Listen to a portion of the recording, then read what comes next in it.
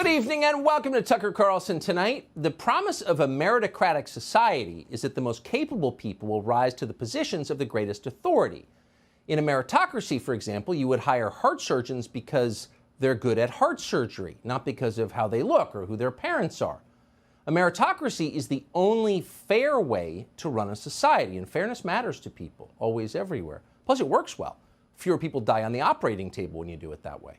For generations, this is how American society ran. If you were smart and you worked hard, you could compete on pretty much equal footing against anyone else in America. They tell you that was never true, but it was true. It was called the American Dream. People moved here from all over the world to partake in that system. But there was a political problem with it. If you've got a meritocratic society, it's pretty hard to play race politics because race plays no role in advancement. Individual initiative is what matters. Group interests are irrelevant in a meritocracy. Now, that may sound idyllic to you. It may sound like the kind of country you'd want to live in. But for the Democratic Party, it was a disaster. How do you get your voters to the polls if they're not racially aggrieved? It's hard. So at the tail end of the civil rights movement, after all the legislation guaranteeing equality under the law had already been passed, Democrats introduced a new concept. They called it affirmative action. The idea was to punish or reward Americans based on the color of their skin. Ironically, this was precisely the evil practice that the civil rights movement was designed to abolish. Racial discrimination was unequivocally wrong. That was the whole point of the skirmish on the Edmund Pettus Bridge and the March on Washington. Oh, but no, said Democrats, slyly repainting the slogans on the barn. Actually, racial discrimination can be good. It all depends on who's being discriminated against. That was their argument. That is still their argument more than 50 years later. But even now, after all of this time, most people, if you explain it clearly, don't really buy it. Wait, I can't have a job or get into college or get a federal contract because I was born with the wrong skin color? That sounds wrong. And of course, they're right. Affirmative action is wrong. It's totally immoral. It's completely unfair. And now, for the first time in years, the Democratic Party is being forced to defend it in public. The Supreme Court is now considering a case about affirmative action in college admissions, at Harvard specifically. Because they understand that their power depends on maintaining the racial spoil system they created, Democrats are defending the indefensible with maximum ferocity. Unfortunately for them, it's not that easy to do. Affirmative action is not only the very definition of racism, it's also highly embarrassing in its particulars. The closer you get to it, the more embarrassing it is. When you elevate people on the basis of their appearance, you tend not to get very impressive people. Why would you? Unless you're buying sunscreen, skin tone is a totally irrelevant criterion. Supreme Court Justice Sonia Sotomayor unwittingly made that point today. Sotomayor openly concedes that she got her job because of affirmative action. She was completely and demonstrably unqualified for the position. Obama chose her because of the way she looked. Now, that may sound deranged, but it actually happened. No one disputes it. Today, we saw the consequences of this. During oral arguments, Sotomayor made a mistake that no first-year law student would ever make. She repeatedly confused the terms de facto and de jure. Now, if you're a lawyer, that is an inconceivable mistake. It's like your local service station confusing gasoline with diesel fuel. It doesn't happen because the terms have entirely different meanings. De facto means something that's not in the law but happens anyway. De jure means something that is happening that is sanctioned by the law. See the distinction? Of course you do. And you're not even a Supreme Court justice. But Sonia Sotomayor doesn't see it. Watch. So even if we have de jure discrimination now or segregation now, Congress can't look at that? Because we certainly have de jure segregation. The races are treated very differently in our society in terms of their access to opportunity. We have racial segregation under the law in America? That's what Justice Sonia Sotomayor just said. Why is this woman wearing a robe? Even after Justice Alito corrected her, Sotomayor kept saying it. There's de jure segregation, or she said de jure segregation in 2022. Jim Crow is still on the books. Okay.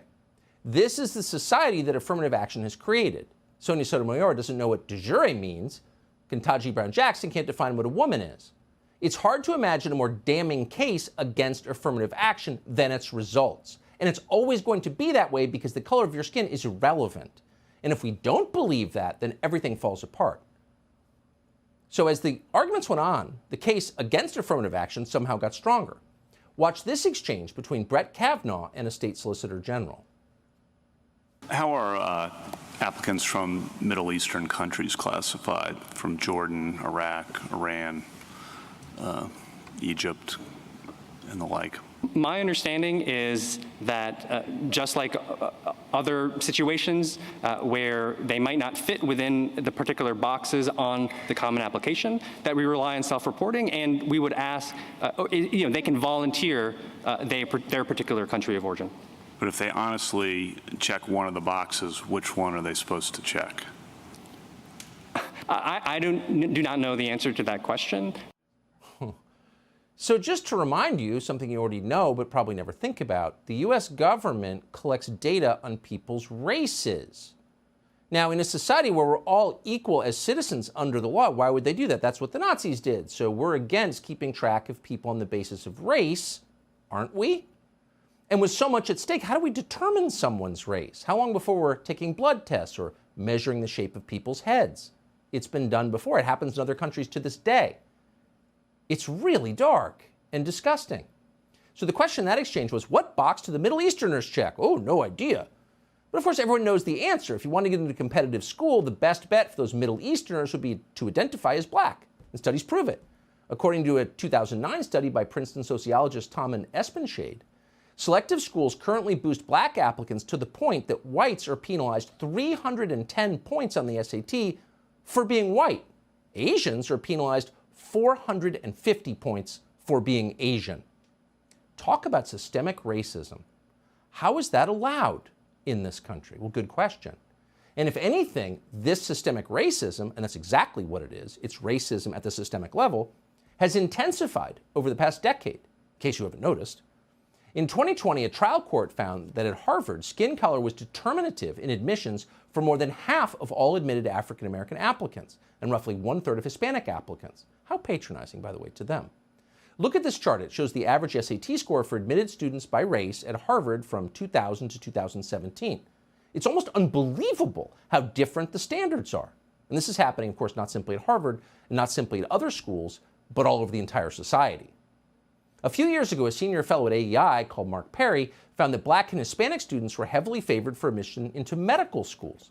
Black students who had below average test scores were 7 times more likely to be accepted into medical school compared to white students with similar below average scores. And they were 9 times more likely when compared to Asian students with similar scores. That's medical school. In the end, you will have bad doctors, not because African American students make bad doctors, but because the process of picking people on the basis of irrelevant criteria, like their skin tone, is insane. It has nothing to do with medicine at all. In fact, the practice itself discredits the medical schools that engage in it because it's so anti-science. This should make you uneasy. But wait, it gets worse. Here's an exchange from today. Clarence Thomas asked the Solicitor General what the educational benefits of affirmative action might be. Here's the response. So the most concrete possible scenario is stock trading. And there are studies that find that racially diverse groups of people making trading decisions perform at a higher level, make more efficient trading decisions. And the mechanism there is that it reduces groupthink and people have longer and more sustained disagreement, and that leads to a more efficient outcome. Well, I guess I don't put much stock in that because I've heard similar arguments in favor of segregation too. So, racial quotas decrease groupthink and allow for a diversity of viewpoint? Really, you live in a society that's defined by racial quotas. Is there more or less groupthink than there was when you were a kid? Is there a greater or smaller diversity of views than there used to be? It's insane. But the point is, to Clarence Thomas, it sounded very familiar. Quote, I've heard similar arguments in favor of segregation too, said Thomas, who grew up under Jim Crow in Georgia. Not surprising, because all racist arguments sound the same because fundamentally they are the same. Give me this because of how I was born. It was wrong then, it's every bit as wrong now. The difference is we no longer acknowledge the victims of it, and most are too ashamed to say a word, but millions of them exist by definition. There are people like Caitlin Younger, who's a middle-class white girl from Texas with no family connections or special advantages. All she had was hard work and intelligence. She scored a near-perfect 1550 on the SAT. Apparently, she thought the system was fair enough to acknowledge her achievement. She was told, work hard, do the right thing, and you'll be rewarded. Oh, but she wasn't, and we know why. She was turned down from every selective college she applied to because of her skin color. How do you feel about that? How do liberals feel about that? Does anyone really want to live in a country like that? Well, if you do, Kristen Clark does. Clark runs the so-called Civil Rights Division at DOJ. Clark didn't get the job because she cares about civil rights. No, she was hired because she opposes civil rights. And she has her entire public life. In 2020, she's also imbalanced, Clark declared publicly that her political opponent should be killed.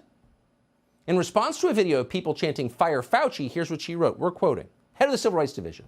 "These people should be publicly identified and named, barred from treatment at any public hospital if and when they fall ill, and denied coverage under their insurance." Oh, just genocide them. Okay, that was her solution. So affirmative action allows lunatics with violent fantasies like Kristen Clark to ascend to power, and they can do that because as they become more powerful, they continue to claim that they are victims. But they're not victims. Kristen Clark went to private school before she went to college. Of course, she's a product of privilege. What's interesting is that even as they tell you affirmative action is our single most important social policy, you're not allowed to single out any individual person who's benefited from it. Oh, it's great, but you can't say you got your job because of it. And of course, it's totally not allowed to point out that people like Kristen Clark are unqualified for the jobs they hold. It's an insult to protected groups. But how are those protected groups doing? Are they benefiting from generations of affirmative action? Oh, no, they're not. The kids of doctors are benefiting from affirmative action. And we know that. SAT results for black high school students are still abysmal. No one's helping them. 25% of Asian high schoolers in Michigan, for example, scored above a 1400 last year on the SAT. What percentage of black kids did? 0. So how are they being helped? Well, they're not being helped. Again, the children of nonprofit executives and doctors and network news anchors and Barack Obama, they're all benefiting. But the people who need it are getting no benefit whatsoever. In fact, they're being completely ignored. This is nonsensical, it's immoral, and it's ridiculous. And so, not surprisingly, the arguments we're hearing in favor of it today. According to Scientific American, for example, science compels a racial spoil system. This is real. Quote, "The Supreme Court could destroy affirmative action in higher education, and STEM professionals, science, must stand against the white supremacy and scientific racism that fuels arguments against it." So you're a white supremacist if you're against racial discrimination. Okay. Now, in a normal world, you would just dismiss that out of hand because it's deranged. It's the opposite of the truth. You are not a racist for arguing on behalf of a colorblind society. You are a good person arguing against bad people. In fact, arguing against racists.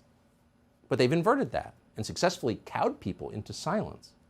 So Joe Biden's Solicitor General, the former Miss Idaho he hired, argued today that affirmative action is somehow vital for national security too. Watch. Our armed forces know from hard experience that when we do not have a diverse officer corps that is broadly reflective of a diverse fighting force, our strength and cohesion and military readiness suffer. So it is a critical national security imperative to attain diversity within the officer corps. And at present, it's not possible to achieve that diversity without race-conscious admissions, including at the nation's service academies. The military experience confirms what this court recognized in Grutter, that in a society where race unfortunately still matters in countless ways, achieving diversity can sometimes require conscious acts by our leading educational institutions. Okay, so does she know anything about the subject, Miss Idaho? Do you? No, she doesn't.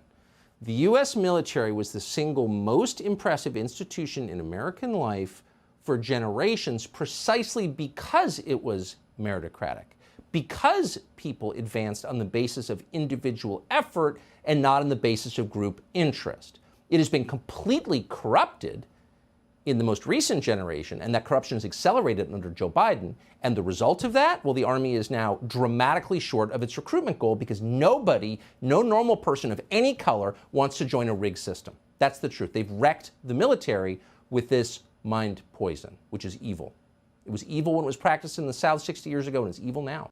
Subscribe to the Fox News YouTube channel to catch our nightly opens, stories that are changing the world and changing your life. From Tucker Carlson Tonight.